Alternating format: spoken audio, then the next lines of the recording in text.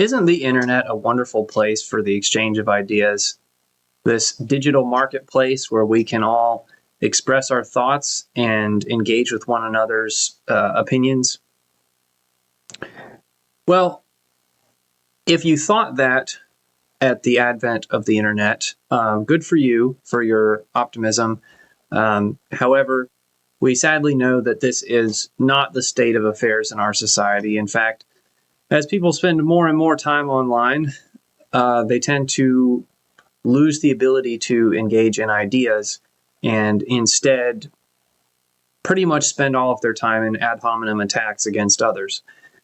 I have discovered this in a more visceral way since beginning this podcast 30 weeks ago.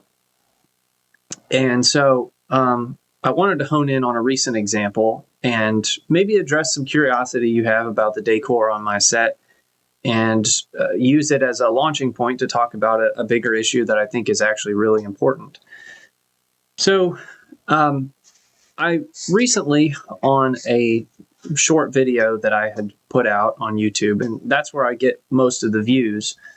I appreciate those of you who are watching these and listening to these full-length episodes. However, just due to the nature of the human attention span and how the internet works and the algorithm for people's searches and just how we use the internet and video apps and things like that, the short videos tend to be what get the most attention. And so I may get 20 views on a full-length episode on YouTube, but the shorts might get 1,200 at times. So on a recent short video, I was talking about the resurrection of our Lord and Savior, or, something trivial and boring like that. And the viewer, the commenter of two, I usually don't get a ton of comments, but every so often, one of the commenters that had taken the time to place this comment on the video, he said, "I noticed that you have a lot of Dune books on your bookshelf. You seem to have missed the entire point of the series and how Frank Herbert was criticizing the human desire for a Messiah or Savior." I didn't respond to that comment because, as I have mentioned, I generally have a policy of not interacting with comments on videos. I'll respond to them in the show in long form and in mailbags and things, but I don't want to get into this ugly back and forth. And, people spend way too much time online engaging in stuff like that. I'm happy to respond. This is why I asked for emails. And we have one listener, Chris, who occasionally actually does send in a lengthy email. Usually they're not too charitable, but at least he's listening. So, I applaud him for that. And so to this viewer, I would like to say, this viewer who said, "Well, you seem to have misunderstood the whole point of Dune." I would say, have I really? This episode may not be for everyone. I will say in the latter half of the episode, we're going to talk more generally about Christian engagement with the culture and specifically speculative fiction, so science fiction and fantasy, and how we can use it as a tool for exploring morals and themes. And, I think everyone recognizes, we'll say most Christians recognize the instructive power of storytelling. Jesus told stories. He told parables that these were not true stories. He made them up, and they illustrated a moral that he was trying to teach. Well, I want to talk about this book series that began in the 1960s with the publication of this book, Dune, the first of the series by Frank Herbert. And we're going to talk about some of the themes in it. Frank Herbert certainly was not a Christian. And so you may be wondering why I am such an enthusiast. You notice, for those watching who are fans of the series or the new movie series that has been made about these books, you may recognize the ornithopter up there on the shelf. That's a vehicle that the ruling houses, the elites that rule over this planet Arrakis, also called Dune, this desert planet. That's the type of vehicle they use to get around. And that bucket there on the shelf right beside my cross with Luther's rose on it, I put that there as a prop for this episode. But I use it as my candy bucket. It was a promotional popcorn bucket for the release of the second movie in the series, but it is a sandworm, and we'll maybe talk about that a little bit. But these are things from the movies, which are based on the book series. So I want to talk more generally about science fiction and how Christians engage with it. But first, I really want to explore this book, why I find it so interesting, and what Christians can, how Christians can engage with culture, even culture that is not overtly Christian, and try to understand other people's, meaning non-believers, explorations of morality, so that one, we can challenge these ideas in the public square, because there are many very flawed ideas in this book series. But two, also so that we can have conversations with people that think differently than we do, and we can try to discuss these issues with them, because I think that there are some interesting not only plot devices, but moral considerations and ethical considerations, ideas about government and politics, and things that are really worth talking about in these books. And I don't think that we should just not touch it because it's secular, because frankly, this is what people are watching. I'm very pleased to see finally the arrival of actually entertaining and compelling Christian entertainment, like the movie David by Angel Studios that was put out last year. We took our son to see it. It was great. And that being said, more people are watching Dune than are watching David. And, we need to, and I'm not going to say you should go and watch every secular movie, participate in every secular thing. I certainly don't think that. But if people have interesting things to say, just like we've talked about Nietzsche on this show before, people have interesting things to say, even if they're dead wrong, even if they're dangerously wrong. It's worth engaging in their ideas, the ideas that the popular imagination is consuming. And so that is why we're going to talk about Dune in today's episode of Luke Up, titled Frank Herbert's False Messiah.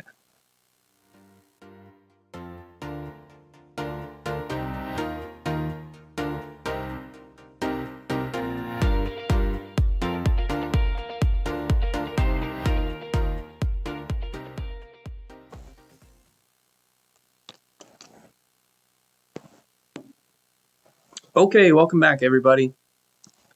Thanks for joining us here again.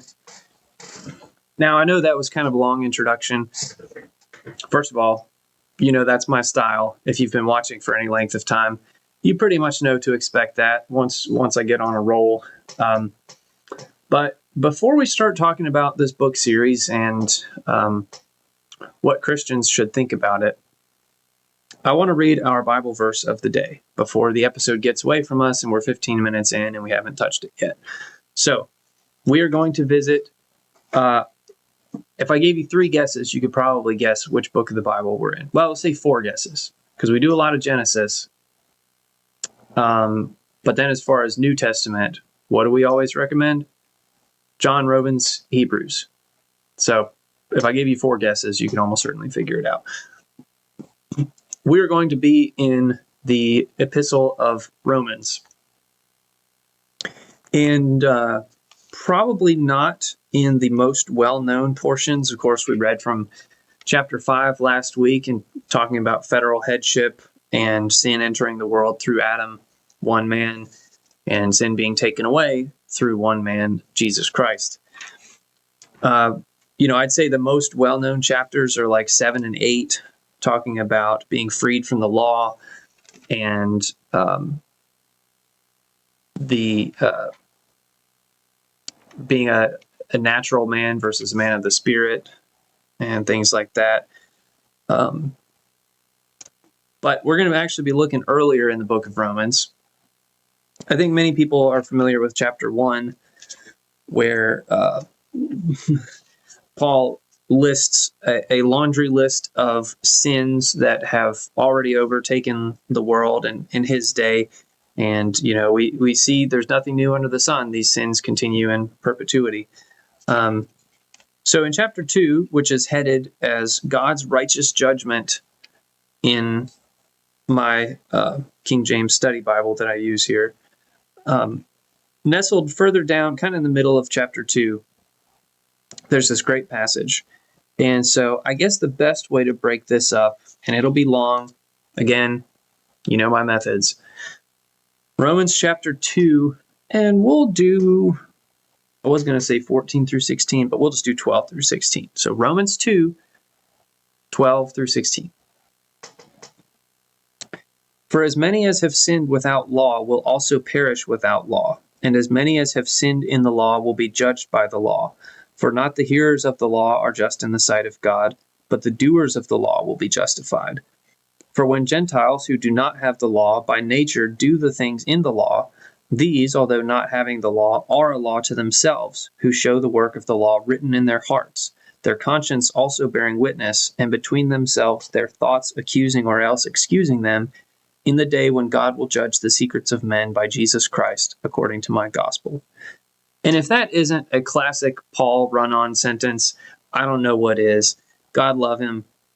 He had a wonderful way of expressing ideas, and he started cooking and didn't know when to stop.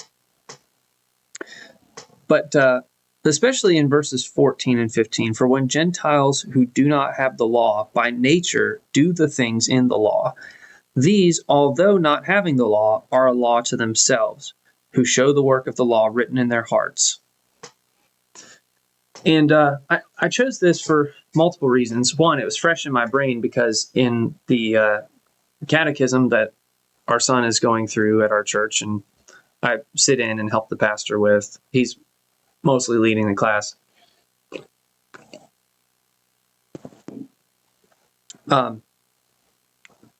This is something that we've been talking about, the different forms of the law, what the law means. So, you have the moral law, which would be like the 10 Commandments, things that everyone has to do. These are universal good aims that keep you from sin. You have the ceremonial law, and these are things that apply just to the Jews as far as their sacrifices and things like that. And can't remember what the third category was. But there's different ways of looking at the law. But what Paul is saying here is that, even people, so at the time, the gospel was a new idea. And before the gospel, there were really two categories of people. There were Jews and there were Gentiles. So people who had been instructed in God's law and people who had not. And of course, through the death and resurrection of Jesus, salvation became accessible to all. Christ was the fulfillment of the law for us. But this is addressing this notion, and I think we've talked about it on this show before in episodes on morality and atheism. But this notion that, well, I'm not a Christian and I do good things, how can that be? You say that there's no one good, but I'm good. Look at me. I give to charity and I help old ladies cross the street and all this stuff. And, there's multiple lanes of attack for responding to that. But what Paul is saying is, yeah, you are a child of God. You're made in God's image, so you have the moral law written on your heart. So you have a conscience that sort of directs you. Now, our consciences have been darkened by sin, and we're not really capable of seeing good perfectly or following it to fidelity. But we have a built-in compass for good and evil, which, again, doesn't really make sense absent a creator that programmed us that way. And that's sort of a separate tangent. But my point in choosing this also is that, so I told you in a recent episode about this conference, this men's conference that I attended recently. And one of the speakers, Ken Ham, said he was criticizing people who, look for answers to the big questions in natural revelation, in science. And that basically looking for evidence is sinful. And I put a question to him or the discussion panel on the online program that they offered, and they didn't take it up. There's limited time and whatever. But the challenge that I had posited was, isn't our desire for evidence really just a manifestation of our desire for truth? As human beings, we have a built-in desire for truth. We want to know what is true, and we want to pursue that because God made us that way, and He is truth. So my contention and the whole reason I do this podcast is because I think pursuing the truth is important in whatever arena you're in.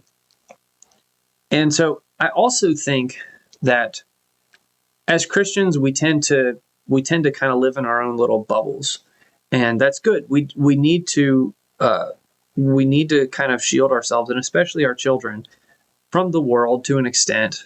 And you shouldn't be letting your 10-year-old play Grand Theft Auto.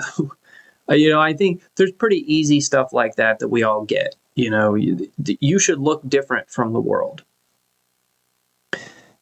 But sometimes to engage with the world, you have to meet them where they are. That doesn't mean that you go along with them in whatever sins they are engaging in. It just means you do what Christ did. And He went in and He found the sinners. Now, He told them to turn away from their sin and to follow Him. So when He went and spoke to tax collectors and prostitutes, He didn't sit down and demand that the peasants give Him money, and He didn't sleep with the prostitutes. He wasn't supporting their lifestyles, but He went and found them. And then he said, look, here's how you be different. You follow me. So sometimes we have to go out and find people. And so I like to think that most people, aside from those that are just utterly in the grip of demonic influence, most people are looking for truth. And so people explore that and they try to find it in different ways. So I want to talk about this book series, Dune. If you're not familiar with it, that's okay. Many people are not, although I'd say more people are now because of the recent movies, which have become very, very popular. But just so you know, I'm not a bandwagon fan. So you've seen my Lions hoodie. I was a Detroit Lions fan starting in 2019 when they still stunk. I just liked watching Matthew Stafford play, and I liked the Honolulu blue. And I thought the lion was a cool logo. So there you go. But I was an enthusiast of the Dune series dating back to not my childhood, really, but, I guess you could say my childhood, because my dad showed me the original 1984 movie made by David Lynch, which is atrocious. But it's one of those movies that it's so bad it's good. But I didn't read the books until I was in my early 20s. So around like 2016, 2017, I started reading the books and got really into it. And then the first of the new movies came out in 2021. So just kind of odd how the timing coincided there. But so all that to say, if you're not familiar with it, that's fine. I'm going to do a brief rundown here, and then we'll talk about some of the ideas in it. So first, I need a ginger ale swig. Okay. So, and first of all, I also wanted to point out that what I'm not doing, or what I'm trying to not do, is to be like Tom Holland in that book Dominion back there that I reviewed. You should go check that out. It was somewhat of a scathing review, but I don't think unfairly so. It was an interesting book, but a lot of problems.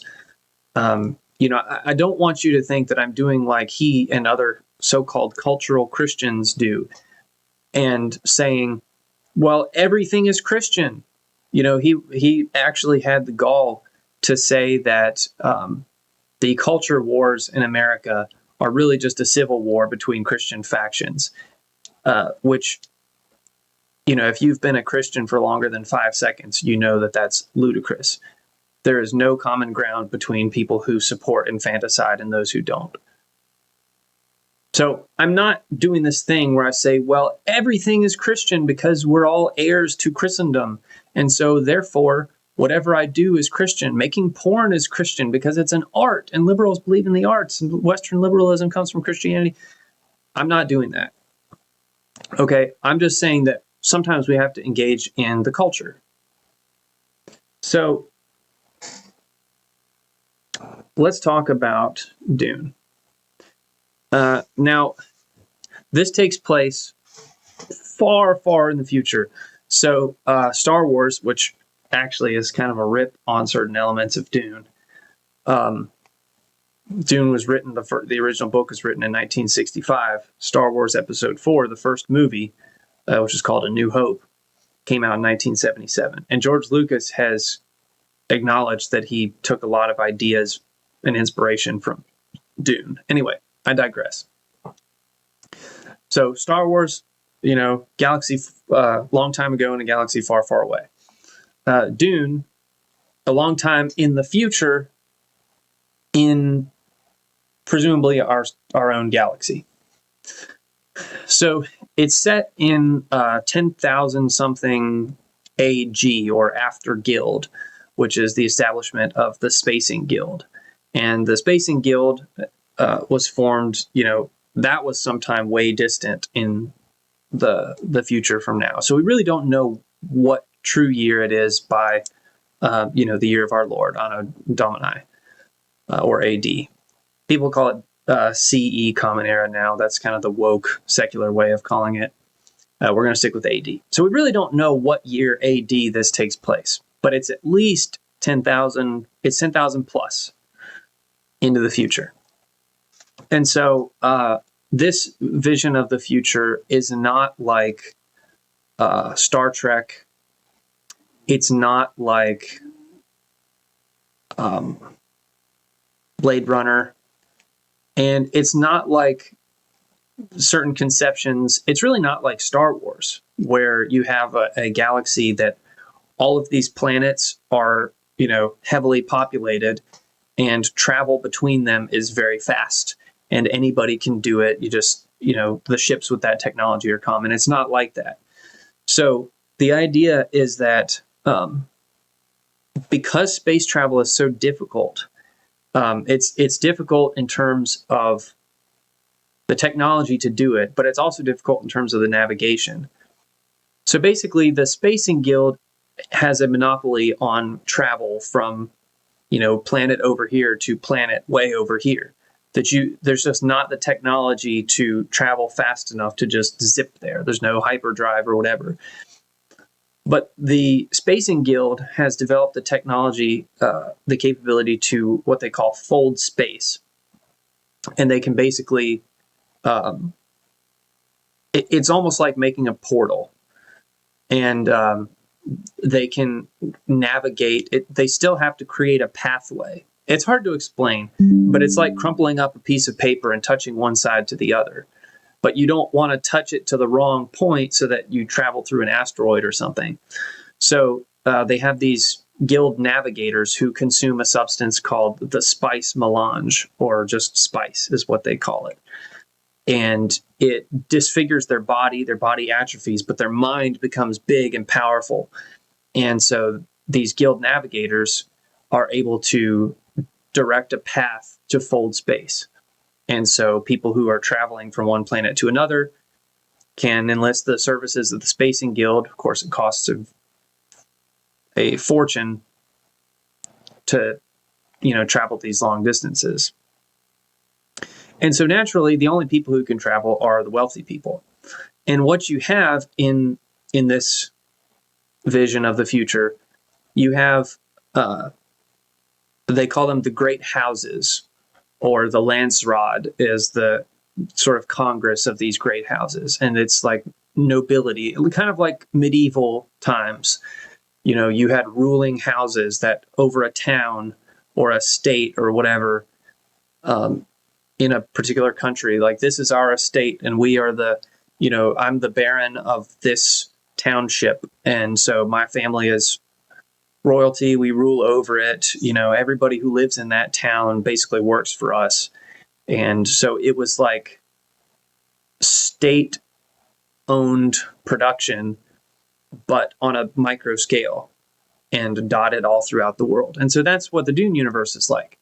That you have like a great house will control its own planet.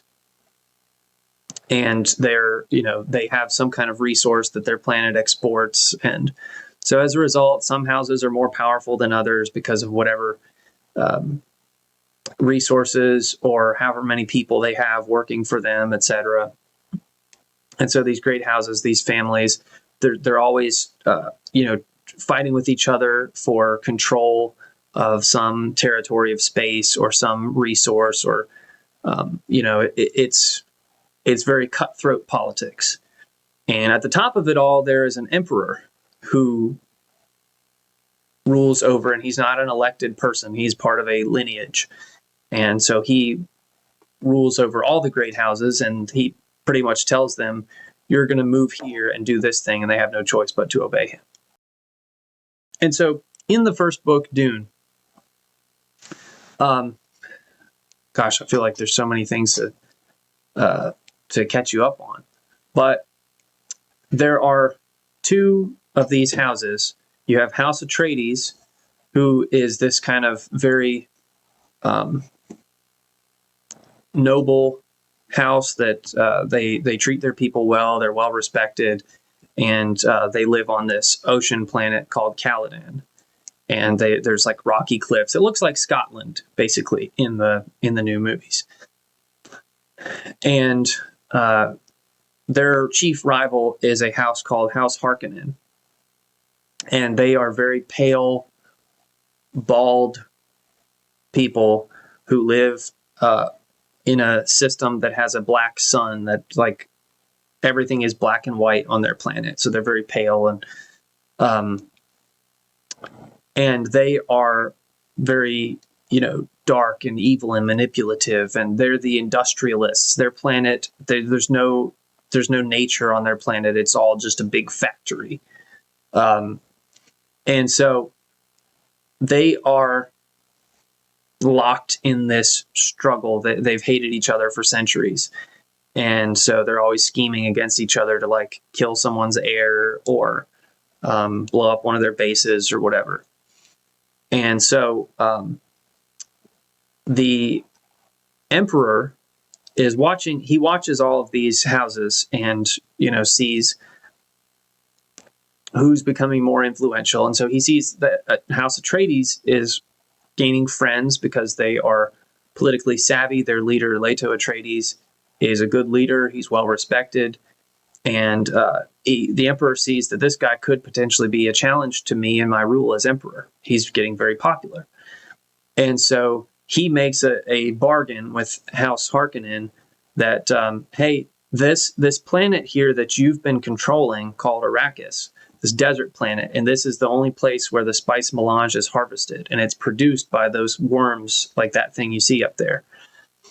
And he says, you know, you've been doing a great job running things, and you've been making yourselves rich here.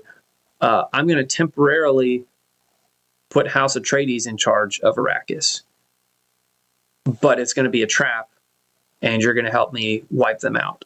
And I'll send legions of my Imperial soldiers to help you do it. And so there's also on Arrakis, there is a group of indigenous people, and there's millions of them, but nobody really knows how many. And these people are called the Fremen. And they're more primitive. They live in caves, and they are very conscious about protecting water because it's a desert planet, and so they closely guard their water, and they are very resistant to outsiders. So they've been fighting the Harkonnens for a long time on Arrakis, just as the Atreides have been fighting the Harkonnen kind of all throughout the galaxy.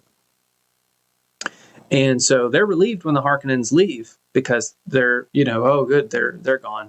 But they're also skeptical of the Atreides when they come in. So meanwhile, amidst all this backdrop, there is an organization called the Bene Gesserit. And this is a religious organization that they actually do have abilities to see things in the future. And they have been plotting. They work behind the scenes politically, and they breed people together. It's kind of twisted, but they are pulling strings all throughout all these governments. In fact, you find out that the head of the Bene Gesserit was behind the Emperor's plot to wipe out House Atreides. That she kind of steered him into that. And what the Bene Gesserit are ultimately trying to do is they're trying to produce this being called the Kwisatz Haderach, which is, they believe it will be a male who has all of their abilities, all of their mental powers, but even more, because he will be able to not just tap into their kind of ability to see the future, but he'll see even further.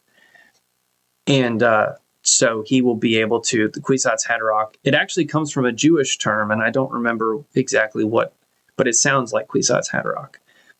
And it literally means the shortening of the way. And so they believe that they may have made one in the son of the Duke Leto Atreides, whose name is Paul Atreides. And they're trying to steer him in the direction of doing what they want in terms of leading the Imperium in a certain direction. And so they've even planted stories among the Fremen that they're going to have this Messiah that will come. And this kind of leads us into the main point of our talk here. So the Bene Gesserit, through their organization called the Missionaria Protectiva, have been planting myths and these ideas for like centuries among the Fremen, telling them that their Messiah was coming and that he would have he would have dark hair. He would be accompanied by his mother, who will be a Sayadina, which is the Fremen word for like a Bene Gesserit, like a seer. His mother will be a seer. And so they've been orchestrating this whole thing, but then it gets out of hand. And Paul actually, through a sequence of events, his father is killed feuding with the Harkonnens, and he winds up with the Fremen. He escapes, and he ends up gaining the abilities. We don't need to get into all the mechanics of how this happens, but his sort of latent power is awakened, and he does have this ability to see the future. He also becomes a skilled fighter, and he learns the ways of the Fremen, the ways of the desert. And so people start to think that he is this Messiah, that, the stories that we've been told by these missionaries for centuries, they're all coming true. So this must be real prophecies. And this is they call him the Lisan al-Gaib, or the voice from the outer world. who's going to lead them to paradise, and he's going to terraform the world and make it a green paradise of water everywhere. And so if we store up enough water, he'll know how to do it. And so there's all these things going on, but the underlying idea is that the Bene Gesserit have steered these people into finding this Messiah. And of course, people see what they want to, and they are just swept along to believe this. Now, Frank Herbert was disappointed after the publication of Dune when he realized that at the end of the book, when Paul succeeds in bringing the Fremen all together and defeating the Harkonnens, defeating the Emperor, and he sets himself up as Emperor of the galaxy, and the Fremen basically become the new rulers of the galaxy. They become his foot soldiers. And people they thought that Paul was the good guy, and he was frustrated by this. And so he had to write Dune Messiah. And then there were several sequels to that, which ended up being very, very good and interesting. But he wrote Dune Messiah to show them no, that's not the point. Paul's not the good guy. He's actually kind of an anti-hero, that he's chained to this fate, and he sees that, and there's only one way that things can go, and so it's very tragic for him. But then he explores later this idea later in the series, and this is primarily what I want to talk about. So Paul's son Leto II becomes even more powerful than Paul was, and he sees this. He has this vision of the very far future of humanity, that humanity, through this system where people are sort of locked into their planets through the Spacing Guild, they can't travel much. He sees this stagnation that leads to death, ultimately through thinking machines, which have been outlawed a long time ago. That's a whole other subplot that we don't need to talk about, but they have this weird relationship with computers.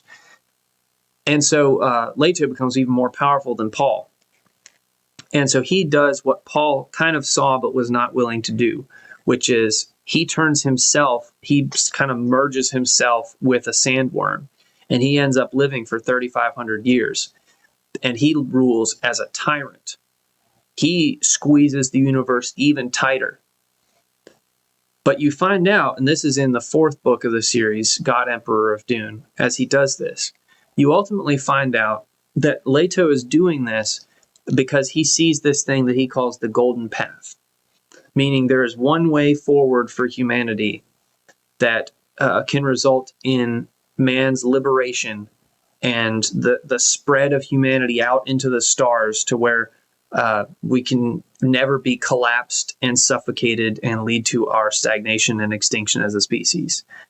And the only way that he can do that is to impose this tyrannical rule on the entire empire and basically squeeze people up so tight that when they finally break free through a path that he has carefully cultivated against himself, when they finally break free, they will propagate out into the universe in a great thing called the scattering.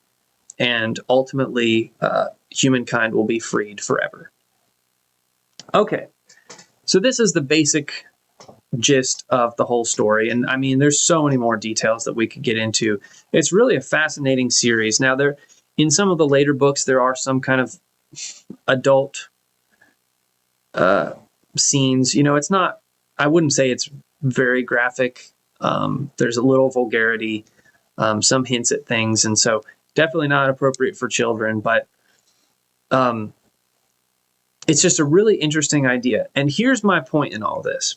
So if I haven't lost you thus far, thank you for sticking with me, because we do have some good theology in here and some interesting things to talk about. So the whole point is that Frank Herbert set Paul Atreides up as this false messiah, that, there were people behind the scenes that were concocting this narrative to push him, or, someone like him genetically, into this position of power, thinking that they could control him and he would be on a leash to do their vision of what a Messiah ought to do. And he kind of breaks that. And his son really breaks it. And so Frank Herbert thought that he was teaching people this very humanist idea that you don't need a Messiah. What people need is to be unchained and freed and liberated. It was the 60s. He was a liberal guy. And amidst all that, he flirts with these ideas of Islam, and he uses a lot of terminology from Islam in the Middle East, particularly with the Fremen that he was kind of fascinated by. And if we have time, we'll talk about that a little bit too. But it occurred to me at one point, I'd say years ago now, I've thought this for a long time, that Frank Herbert sort of defeated his own idea. Had he only written Dune Messiah, it probably would have landed. But then he had to go and keep writing. And just as we talked about the law being written on people's hearts, I think a recognition of God is written on people's hearts, whether they even see it themselves or not. Here's what I mean by that.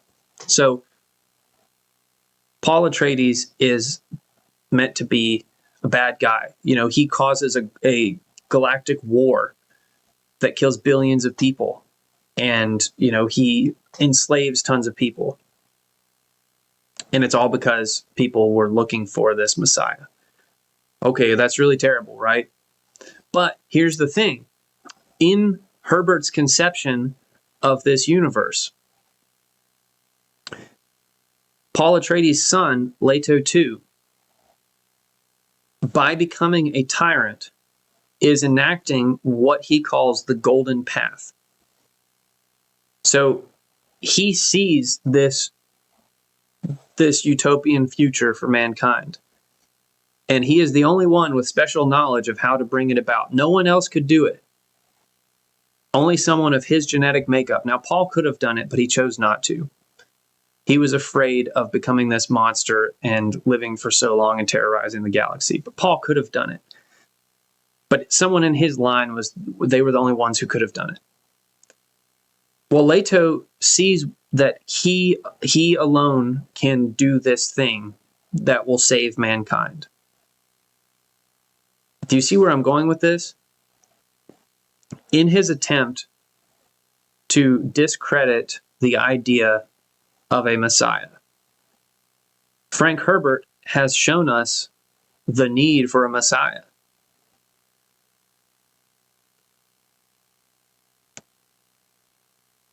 I don't know if he ever realized this. I suspect he didn't. And again, this is all fiction, so I certainly do not advocate that we look to human figures as our gods and as our saviors. Fortunately, as Christians, we don't have to be confused and afraid and, what is the Messiah going to be like? He's been here.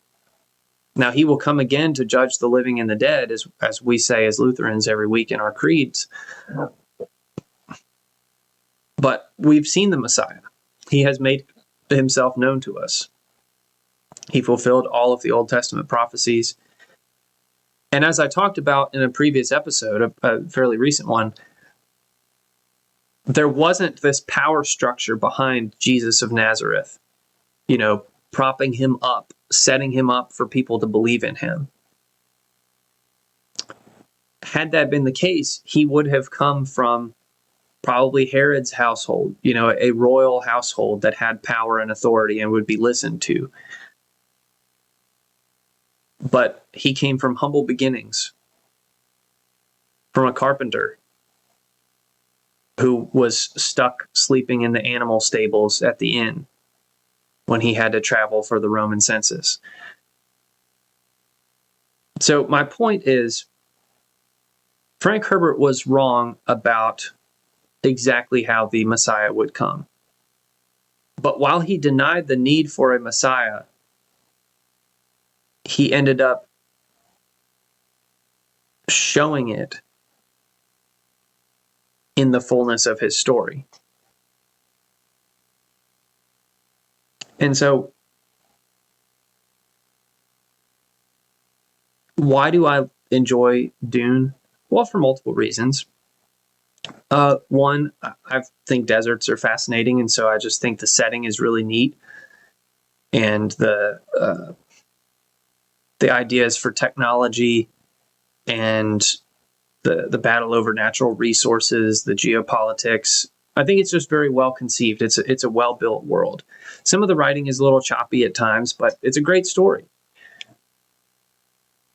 But also, I just once I realized what Frank Herbert had inadvertently done, I realized that as Christians, we can find truth in a lot of strange places. And I think we ought to praise it where we find it, and we ought to fight for it where we don't. So that being said, let's step back a little bit and take a more general look at Christians and how we should engage with speculative fiction in general.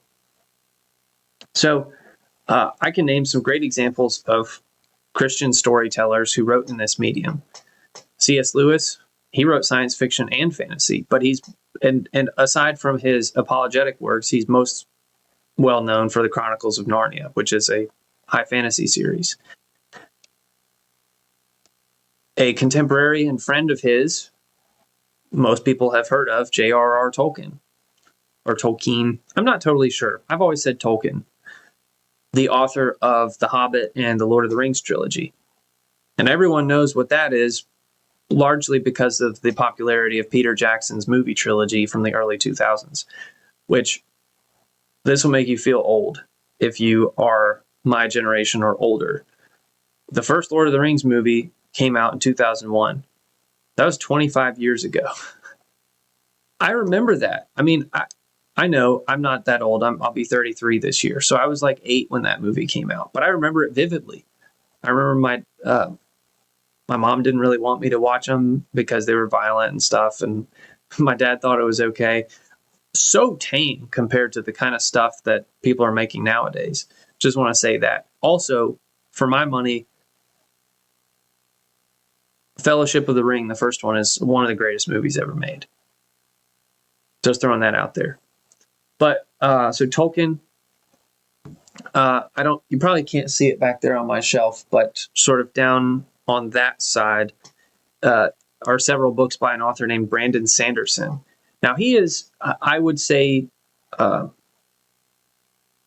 do I want to put this delicately? So he's Mormon. Now I guess they would consider themselves Christian, but I don't really. I think there's too much baggage there to say that they really believe in the gospel of Jesus Christ.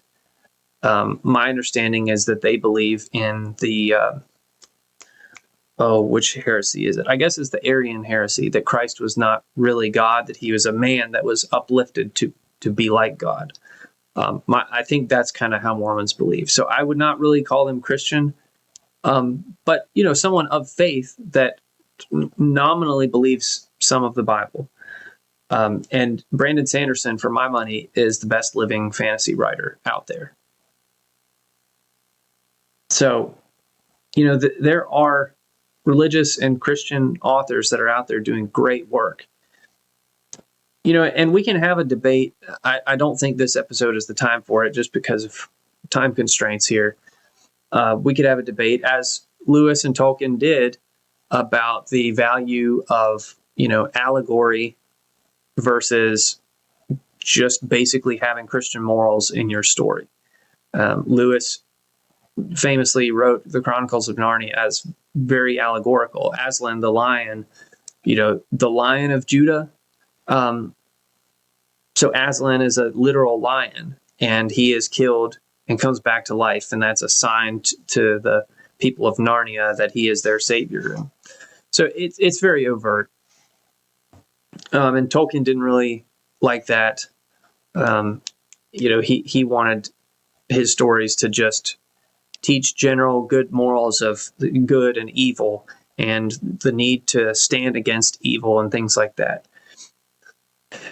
Now, if you read the Silmarillion, which is kind of the backstory to his world of Middle Earth and the races and things, where the Rings of Power came from, you find that his world actually is very rooted in the biblical view of the world in terms of these angelic beings. There's one creator being, and then there's these angels, and then Morgoth, I think, is the name of the master of Sauron, who's like the chief demon. Morgoth was one of the Ainulay, I think is what they're called, the angelic beings, and he has fallen. And so he did have some of that, but it wasn't in his main story. That was kind of a explanation. This is fresh in my brain because the political commentator Jack Posobiec recently started a fire online when he said that Lord of the Rings is overtly pagan.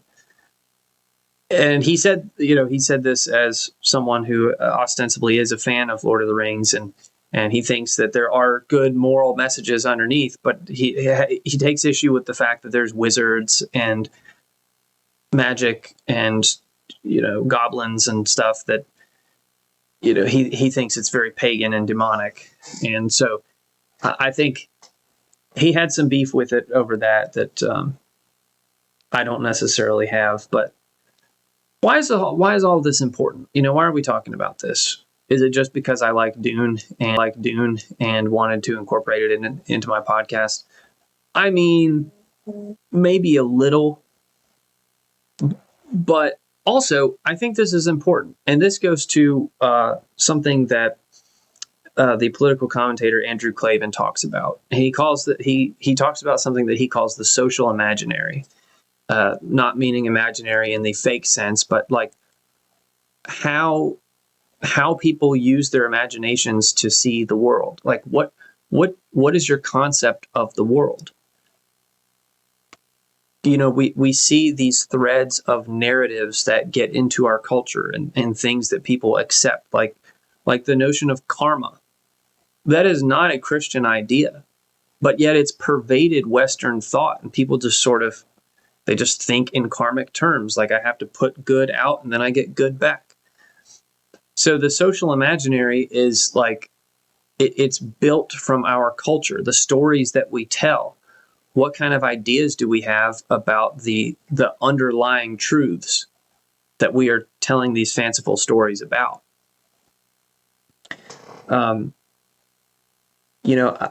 Just as I talked about in a previous episode that, you want Christians running the government, well, you also want Christians running the culture.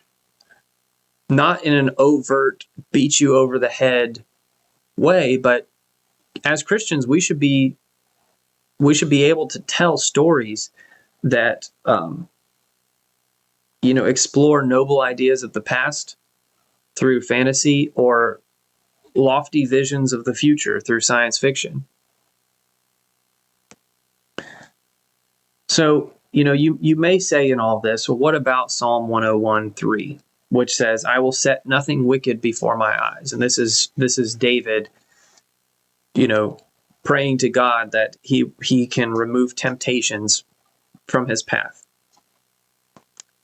To which I would say, fair enough. There are limitations to what we can engage with. Obviously, as Christians, there are very severe boundaries. We shouldn't be watching pornography. That's a pretty easy one.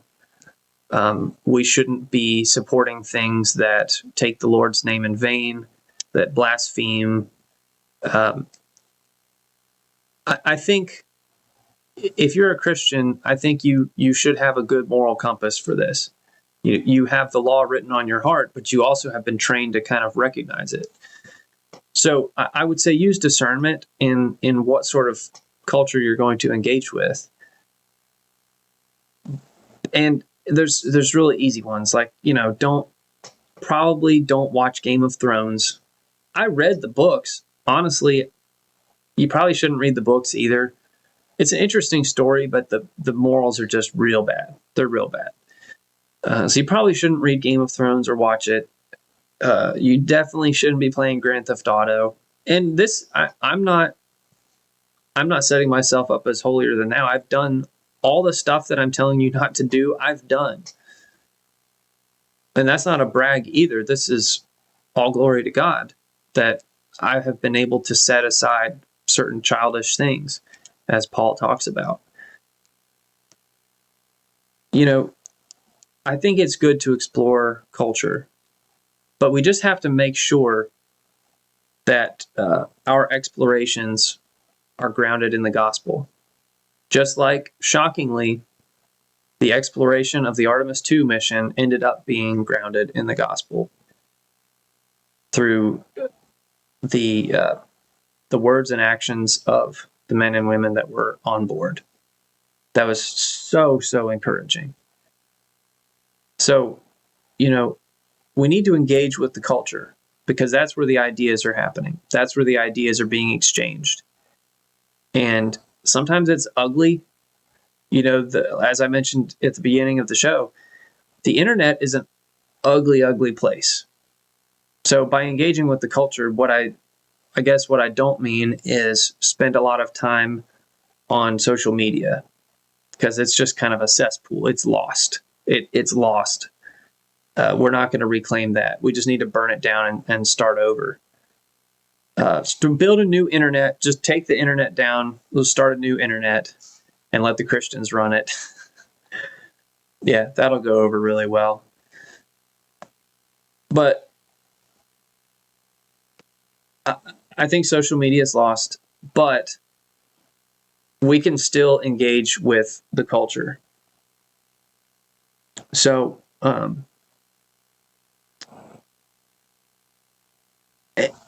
as I mentioned at the top of the show, we are beings that look for truth. That manifests sometimes as looking for evidence, but sometimes it is in the stories that we tell. And I admire the efforts of, for instance, Frank Turek in his book that came out a couple years ago called Hollywood Heroes. And he talks about this very thing. Not saying, again, not doing the Tom Holland thing and saying, oh, everything is Christian because we're in the West, so everything is Christian. Look at me, I'm a Christian, just like you. But just saying that, well, look at the themes that pervade these stories. In many times, it is unbeknownst to the author, frankly. And so that's just a tribute to God's infinite wisdom. It's just like Romans 8:28. I know that comes up a lot in this show. It's like Genesis chapter 49, I think, when Joseph confronts his brothers after all this time, and he talks about them selling him into slavery. And he says, you meant it for evil, but God meant it for good. So God is the first cause. He's the primary cause of everything that happens. So that's another thing too. We shouldn't get too caught up in our own accomplishments and our own ideas, because ultimately we are just second causes. God's in charge of everything. He's running the show. He is directing the narrative. So as Christians engaging in the culture, we should seek to participate in steering the social imaginary, steering the culture in a direction that aligns people's thoughts, their imagination, with the truth, which is to say, God's version. God's version is the truth. So as far as Dune goes, I think it's a fascinating story. I certainly take from it things that Frank Herbert, I don't think, intended. And, I doubt that he was ever a believer. His ideas and his writings didn't really change over time. So, I do pray for his soul that he did ultimately obtain justification by faith in some manner. I'm not especially hopeful for that. But the good news is, if you're watching this, you still have that opportunity.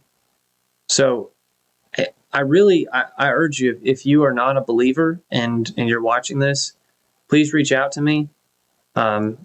Even better, find a pastor that can give you spiritual counseling. I can just tell you as a Christian, as a thinking Christian, I can tell you what I believe and why I believe it. And that's the whole point of this podcast. We're trying to equip people so they can do the same. But if you have any questions, comments, suggestions, send me an email, lukeuppodcast, LUKEuppodcast@gmail.com. And until next time, this is Luke Up, and I'm Luke, not the saint, just a sinner. Thanks for watching, and God bless.